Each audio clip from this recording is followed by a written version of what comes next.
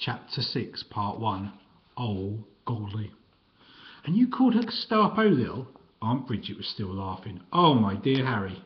She sounds an absolute horror, said Aunt Florrie. Never mind, you'll forget all about her. You're in Lag Hall now. She wangled dimpled fingers.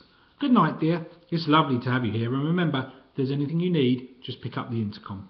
It was 10 o'clock. Harry lay in bed. A Donald Duck lamp filled his room with a golden glow. And if you don't want your bed full of sand, said Aunt Bridget, you'll make Tangle sleep in his box where he belongs. Harry did not mind the idea of a bed full of sand. He looked down at Tangle, who stood waiting for his aunts to go. Good night, he said. Good night, dear. Happy dreams. Sleep well. Aunt Bridget grasped the iron handrail of the spiral stairs, and the two figures descended from sight. The staircase light was extinguished. The tower door closed, and Harry was alone. Hands behind his head, he stared up at the crooked beams.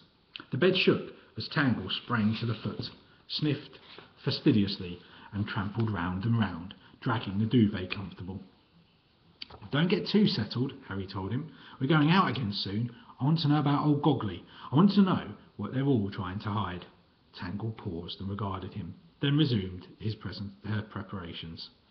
In case he fell asleep, Harry set the alarm on the tick-tocking old clock by his bed and lay back again. A pile of books lay on the window ledge beside him. Some were old with hard covers, others were bright new paperbacks. He picked through them and chose an adventure called The Snow Treasure. Harry enjoyed reading, but tonight his mind was not on it. Before he was halfway down the first page, the book fell to the bedclothes. On the wall opposite hung the dark green intercom. It gave him an idea. Perhaps he could overhear their conversation down in the house.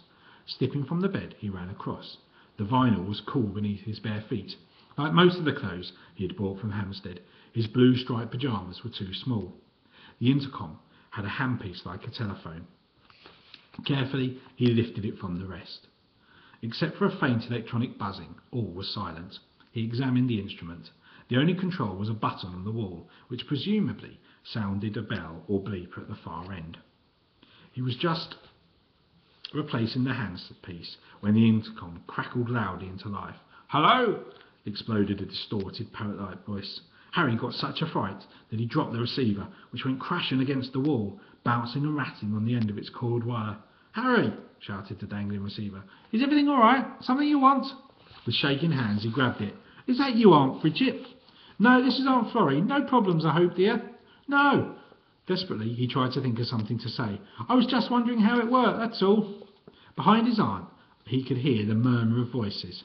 Oh, that's all right then, dear. Aren't these machines awful? You sound like a crow with laryngitis. Anyway, off to bed now. Sweet dreams. Night, Auntie Florrie. For a moment longer, Harry listened, but the receiver at the other end was not replaced. Carefully, he hung up. That was awful, he said to Tangle, just as if they knew I was spying on them. Tangle raised a whiskery eyebrow. Harry looked at the clock. Half an hour to go. He climbed back into bed, and a few minutes later took up The Snow Treasure again. Tucking the duvet round his chest, he settled to read. So engrossed did Harry become in the adventure that he failed, some time later, to hear the tower door opening. Footsteps mounted the spiral staircase. Suddenly he heard them. Tap, tap, tap on the stone steps. He was so startled that for a moment he panicked. It was old Goggly come to get him. It was his aunts.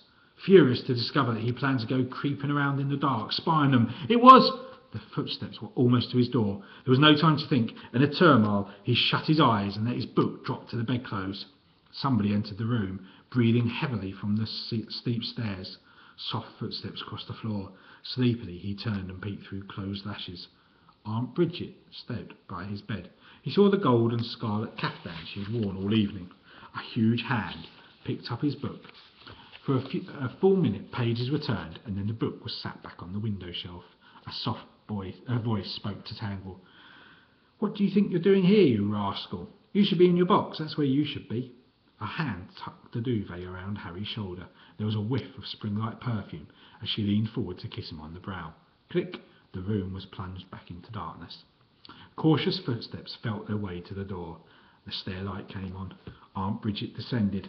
The light was extinguished and the tower door closed. Once more, Harry was alone. For 2 minutes he waited, giving his aunt time to get clear. Then he leaned across the windowsill and peeped through the curtains. It was a magical night. Beyond the lopsided panes of his window, a full moon sailed among the clouds.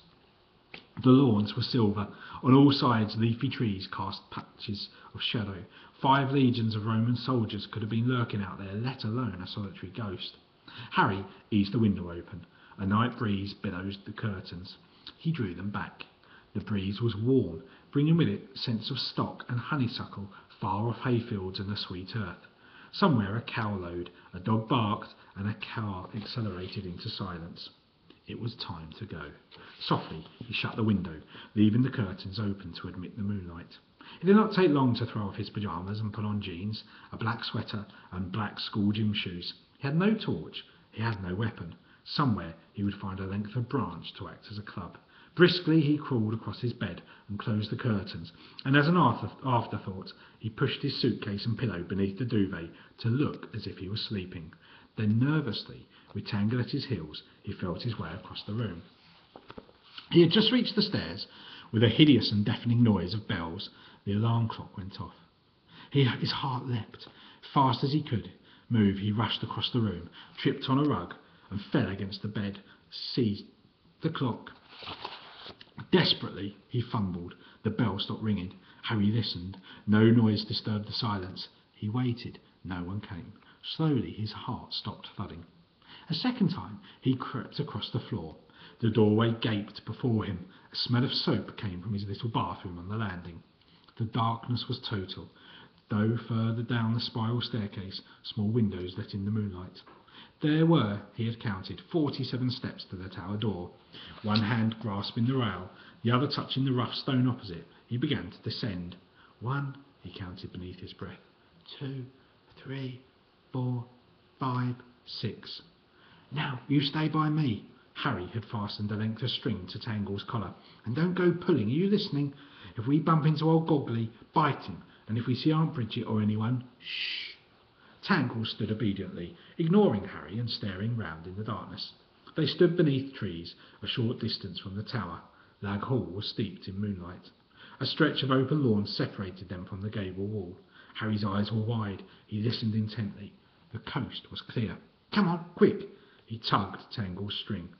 Boy and dog scampered across the dewed grass and vanished into the black sphere of shadow at the end of the house.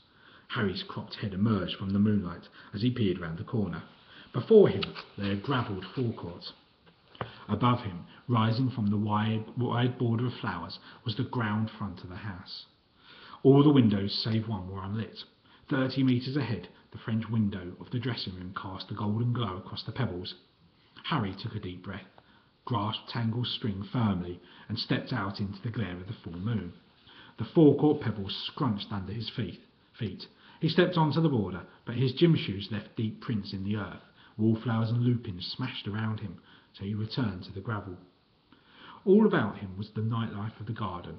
Bats hunted for moths. A prowling cat, carrying something in its mouth, slid into the shrubbery. An owl flapped from the roof on the silent wings. Harry came to the broad step of the French window. Heavy curtains, cream, green and orange, hid the grand drawing room. He peered round the edges. Nothing was to be seen but a strip of elegant wallpaper. He pressed his ear to the glass. Someone was speaking. A woman. He blocked his other ear. It sounded like Aunt Bridget. He shut his eyes, concentrating. Still, he could not make out what she was saying. Another man's voice interrupted. Then he thought Aunt Bridget said, "Yes, Chloe, we'll take the car and—" But that was all, and he wasn't sure. He rubbed off the smudge his ear had left on the glass.